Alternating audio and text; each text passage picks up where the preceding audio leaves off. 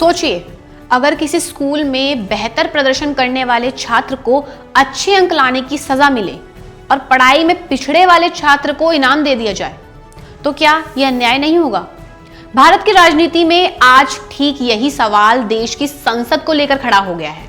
क्या परिवार नियोजन, शिक्षा और सुशासन के बल पर जनसंख्या नियंत्रित करने वाले दक्षिणी राज्यों को संसद में अपनी राजनीतिक आवाज गंवाकर इसकी भारी कीमत चुकानी पड़ेगी? भारत के लोकतांत्रिक ढांचे और उत्तर दक्षिण के राजनीतिक संतुलन को हिलाकर रख देने वाले इसी गंभीर मुद्दे का नाम है परिसीमन, यानी डिलिमिटेशन।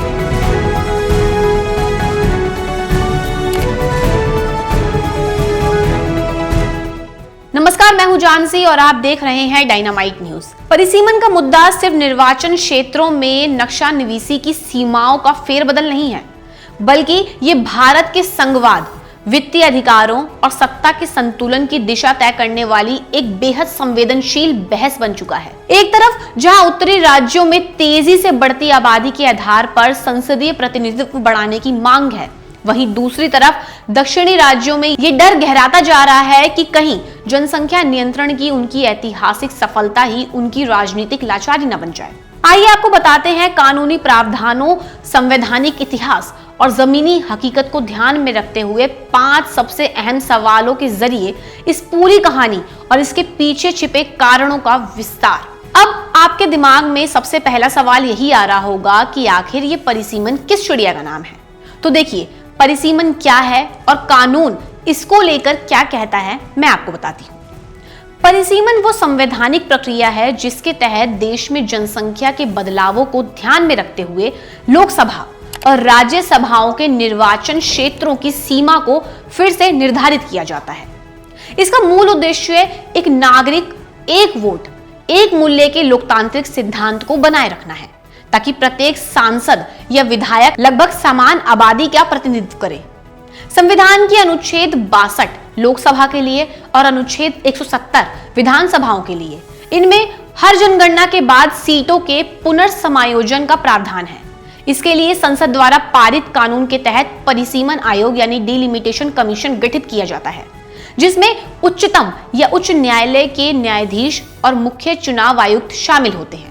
कानूनी रूप से तो परिसीमन आयोग के आदेश सिविल कोर्ट की शक्तियों से लैस होते हैं।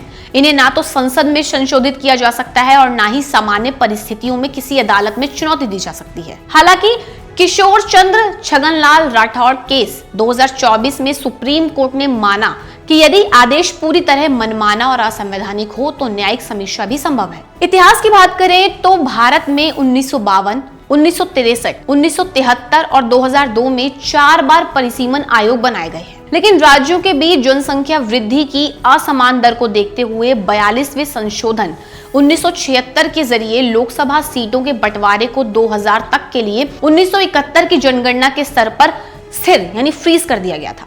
बाद में 2001 में हुए 84वें संविधान संशोधन ने इस पाबंदी को 2026 के बाद होने वाली पहली जनगणना तक बढ़ा दिया, ताकि जिन राज्यों ने परिवार नियोजन को ईमानदारी से लागू किया उनका राजनीतिक प्रतिनिधित्व तुरंत प्रभावित ना हो। अब समझते हैं दूसरा सवाल, परिसीमन को लेकर दक्षिण राज्य आखिर क्यों डरे हुए हैं? देखिए, दक्षिण राज्यों जिनमें तमिलनाडु, केरल, कर्नाटक, आंध्र प्रदेश और तेलंगाना शामिल हैं, इन्हें सबसे बड़ा डर अपनी राजनीतिक हिस्सेदारी और संसद में आनुपातिक प्रतिनिधित्व खोने का है। बीते दशकों में शिक्षा, महिला सशक्तिकरण, बेहतर स्वास्थ्य सेवाओं और सुशासन के कारण दक्षिण राज्यों में प्रजनन दर में भारी गिरावट आई और जनसंख्या वृद्धि दर नियंत्रित हुई। इसके विपरीत उत्तर प्रदेश, बिहार, मध्य प्रदेश और राजस्थान जैसे उत्तरी राज्यों की आबादी ग्राफ तेजी से बढ़ा है। यदि भविष्य में लोकसभा सीटों का आवंटन केवल और केवल मौजूदा जनसंख्या के अनुपात में किया गया तो आंकड़े बताते हैं कि उत्तर प्रदेश और मध्य प्रदेश जैसे राज्यों में सीटें लगभग 79% तक बढ़ सकती हैं, जबकि तमिलनाडु में ये वृद्धि केवल 26% होगी और केरल में ये लगभग 0 हो सकती है। इसका सीधा मतलब ये है कि 543 सीटों वाली मौजूदा लोकसभा में दक्षिणी राज्यों की आनुपातिक हिस्सेदारी घटकर काफी कम रह जाएगी। दक्षिण राज्यों का ये तर्क है कि ये प्रक्रिया सीधे तौर पर उनके बेहतर प्रदर्शन और सुशासन को नकारात्मक रूप से प्रभावित कर सकती है और गैरीमैंडिंग जैसे माहौल भी पैदा कर सकती है, जहां राजनीतिक सीमाओं के हेरफेर में सत्ता का संतुलन एक तरफ झुक सकता है। अब आपको बताते हैं कि इससे देश की आबादी के असंतुलन, देश के संघीय ढांचे और अर्थव्यवस्था पर क्या असर पड़ेगा। देखिए, बात बिल्कुल साफ है, ये विवाद सिर्फ संसद की कुर्सियों तक सीमित नहीं है, बल्कि इसका सीधा असर देश के आर्थिक और सामाजिक ताने बाने पर भी पड़ता है। पहला बड़ा खतरा है राजकोषीय संघवाद को लेकर। केंद्र सरकार द्वारा राज्यों को दिए जाने वाले वित्तीय संसाधनों और टैक्स हस्तांतरण के फॉर्मूले में वित्त आयोग अक्सर जनसंख्या को एक बड़ा पैमाना मानता है। यदि उत्तर राज्यों का राजनीतिक प्रभाव संसद में अत्यधिक बढ़ जाता है तो दक्षिण राज्यों की चिंता है कि केंद्रीय बजट, कल्याणकारी योजनाओं और संसाधनों का बड़ा हिस्सा उन राज्यों की तरफ चला जाएगा जिनकी आबादी ज्यादा है। भले ही देश के कुल राजस्व और टैक्स कलेक्शन में दक्षिण राज्यों का योगदान बहुत अधिक रहा हो, लेकिन फायदा उत्तर के राज्यों को मिलेगा। दूसरा बड़ा असर है क्षेत्रीय दलों का कमजोर होना और फिर इसका उत्तर दक्षिण के बीच राजनीतिक खाई गहराने के रूप में देखना। राष्ट्रीय राजनीति के केंद्र में पूरी तरह उत्तर भारत में सिमटने से दक्षिण राज्यों में ये जन्म ले सकती है कि उनके मुद्दों, संस्कृति और नीतियों को दरकिनार कर दिया जाएगा। इससे देश की राष्ट्रीय एकता और आंतरिक संतुलन पर नकारात्मक प्रभाव पड़ने की आशंका भी जताई जा रही है। अब समझते हैं कि परिसीमन पर केंद्र सरकार का क्या रुख है और कानूनी स्थिति अभी कहां खड़ी है। तो देखिए, इसे ध्यान से समझिए। इस पूरे गतिरोध पर केंद्र सरकार और केंद्रीय गृह मंत्री अमित शाह ने आश्वासन दिया है कि परिसीमन प्रक्रिया में दक्षिण राज्यों को कोई नुकसान नहीं पहुंचेगा और सीटों के पुनर्गठन में उनका उचित हिस्सा मिलेगा। सरकार द्वारा पेश किए गए एक संभावित मॉडल के अनुसार यदि लोकसभा की कुल सीटों की संख्या 543 से बढ़ाकर 816 कर दी जाती है तो दक्षिण राज्यों की कुल सीटें मौजूदा 129 से बढ़ाकर 195 हो सकती है। इसी मॉडल का उद्देश्य सुनिश्चित करना है कि सदन में दक्षिण राज्यों की कुल हिस्सेदारी लगभग 24% के आसपास बनी रहे और किसी भी राज्य की मौजूदा सीटों की संख्या कम ना हो। हालांकि कानूनी मोर्चे पर स्थिति अभी अनिश्चित बनी हुई है।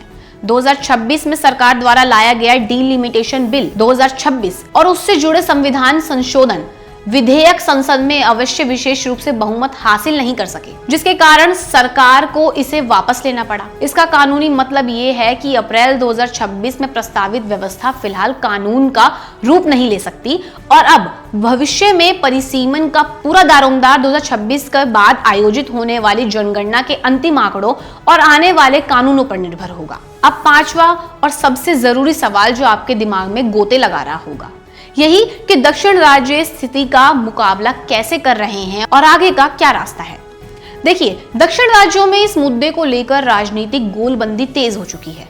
तमिलनाडु के मुख्यमंत्री सी जोसेफ विजय ने राज्य के सांसदों की विशेष बैठक बुलाकर केंद्र के प्रस्तावित मॉडल और केवल आबादी आधारित परिसीमन का कड़ा विरोध जताया है। इसी तरह आंध्र प्रदेश के मुख्यमंत्री एन चंद्रबाबू नायडू ने भी सार्वजनिक रूप से कहा है कि परिसीमन और जनसंख्या प्रबंधन को दो अलग अलग दृष्टिकोण से देखा जाना चाहिए और बेहतर काम करने वाले राज्यों को दंडित नहीं किया जाना चाहिए। दक्षिण राज्यों के नेताओं का मुख्य प्रश्न यही है कि क्या राष्ट्रीय हित में जनसंख्या पर नियंत्रण पाने वाले राज्यों को संसद में अपनी आवाज गवाकर सजा भुगतनी पड़ेगी। कुल मिलाकर इतना है कि इस जटिल समस्या का समाधान एक ऐसे भारित फॉर्मूले में छिपा है जो केवल जनसंख्या के आकार पर निर्भर ना हो। परिसीमन के नए मॉडल में आबादी के साथ साथ विकास सूचकांक, आर्थिक योगदान, सुशासन और परिवार नियोजन की सफलता जैसे मापदंडों को भी शामिल किया जाना चाहिए। इसके अलावा वित्तीय नुकसान से बचाने के लिए वित्त आयोग के हस्तांतरण फॉर्मूले को सुधारना चाहिए। अंतरराज्यीय परिषद को मजबूत किया जाए और लोकसभा में होने वाली किसी भी संभावित असंतुलन की भरपाई के लिए राज्यसभा में दक्षिण राज्यों के प्रतिनिधित्व को मजबूती दी जाए। केवल आम सहमति और संवैधानिक संतुलन के जरिए भारत अपने लोकतांत्रिक सिद्धांतों और मजबूत संघवाद दोनों की रक्षा एक साथ कर सकता है। फिलहाल आगे इस पर क्या होगा, क्या परिसीमन बिल देश में लागू होगा, अगर होगा तो क्या उत्तर और दक्षिण राज्यों के बीच जो ये खाई है ये कम हो पाएगी? इसका जवाब तो आने वाले वक्त में ही पता चलेगा। लेकिन फिलहाल आपकी इस मुद्दे पर क्या राय है हमें कमेंट करके जरूर बताएं और ऐसे ही खबरों के लिए देखते रहें डायनामाइट न्यूज।